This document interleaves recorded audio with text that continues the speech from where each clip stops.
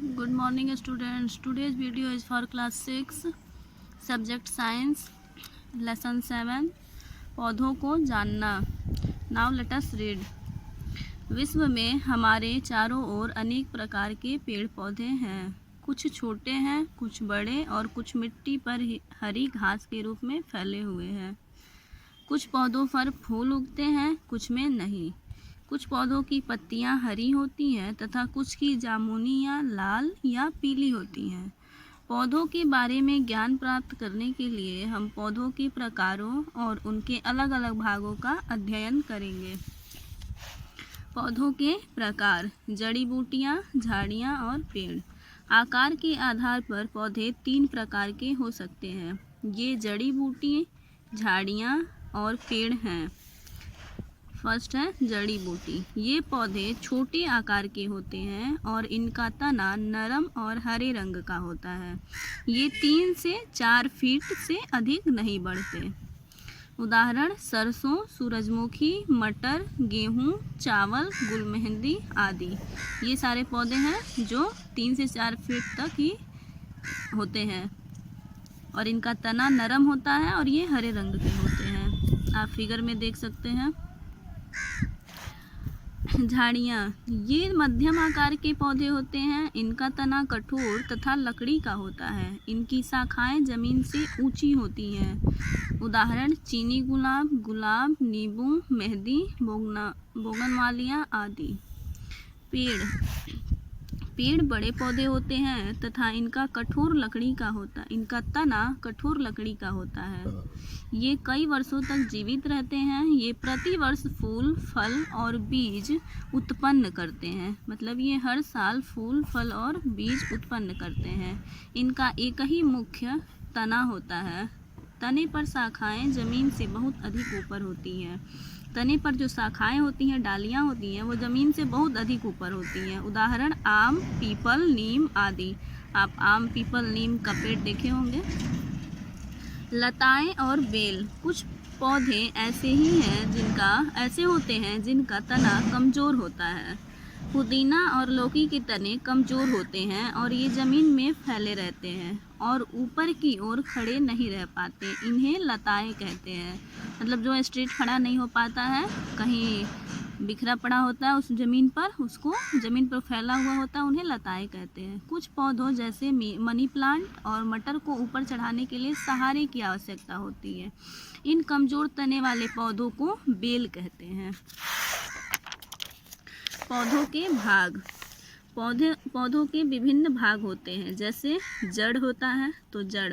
पौधों का धरती के अंदर का भाग जड़ कहलाता है. मतलब धरती के नीचे जो भाग गया रहता है अंदर, उसको जड़ कहते हैं. यह पौधे को मिट्टी में स्थिर रहने में सहायता करता है और इनमें से कई शाखाएं निकलती हैं. जैसे यहाँ जड़ है, आप देख सकते हैं. तना. पौधे का हरा भाग जो मिट्टी के ऊपर होता है उसे तना कहते हैं. पौधे का वह हरा भाग जो मिट्टी के ऊपर होता है, जैसे ये फिगर में आप देख सकते हैं, इसको हम लोग तना कहेंगे. तने में ही शाखाएं, पत्तियां, फूल और फल आते हैं. इसी तने में शाखाएं निकलती हैं, इसमें से निकला है, और फूल, फल आते हैं. फूल देने वाले पौधों को 2 भागों में बांटा जाता है. जड़ प्रणाली और दूसरा है अंकुरण प्रणाली. जड़ प्रणाली यह पौधे का धरती के अंदर का भाग होता है. मतलब ये आपका धरती है, इसके नीचे का भाग होता है. अंकुरण प्रणाली यह पौधे का धरती के ऊपर का भाग होता है. मतलब ये जो ऊपर है इसको हम लोग अंकुरण प्रणाली कहते हैं. जड़ प्रणाली. इस प्रणाली का अध्ययन करने से पहले हम निम्न क्रिया करेंगे. तो यहाँ जड़ प्रणाली पौधे का भूमिगत भाग होती है. यह पौधे को मिट्टी में स्थिर कर देती है. जड़ सामान्यतः बीज के भ्रूण से उत्पन्न होती है और यह नमी और गुरुत्वाकर्षण में और रोशनी से दूर विकसित होती है. जड़ों के प्रकार. जड़ें 2 प्रकार की होती हैं. पहला है मूसला जड़, दूसरा रेशेदार जड़ यानी जकड़ा हुआ जड़. ये आपका है फिगर में देखिए, मूसला जड़ है और ये आपका रेशेदार जड़ है. फिगर में आप देख सकते हैं. तो पहले पढ़ेंगे मूसला जड़. जब बीज अंकुरित होता है, एक अकेली जड़ नीचे की ओर विकसित होती है उसमें एक प्रमुख जड़ होती है जिसमें अनेक शाखाएं निकलती हैं। प्रमुख जड़ अपनी शाखाओं से लंबी होती है और लंबाई में मिट्टी में नीचे की ओर विकसित होती है, जैसे गुलमेहदी, जिंतियाँ आदि। आप फिगर में देख सकते हैं, एक मेन निकला है और उसके बीच से निकला है। रेशेदार जड़।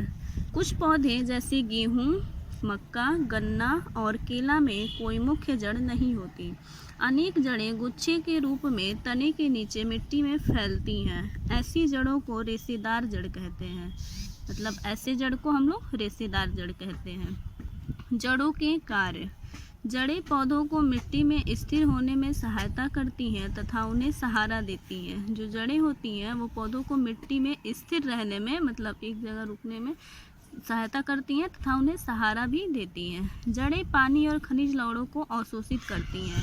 जो जड़ होता है उसमें पानी डालना जाता है, उसके बाद वो पानी और खनिज लवणों को अवशोषित करती हैं। जड़ पानी और खनिज लवणों को तने और पत्तियों तक पहुंचाती है, जिससे उन्हें पोषण प्राप्त होता है। जड़ें मिट्टी को गठित रखती हैं, जिससे मिट्टी का अपरदन नहीं होता और मिट्टी के कण उड़ते नहीं हैं। कुछ पौधों में जड़ें इन कार्यों के अतिरिक्त संचय और श्वसन के कार्य भी करती हैं।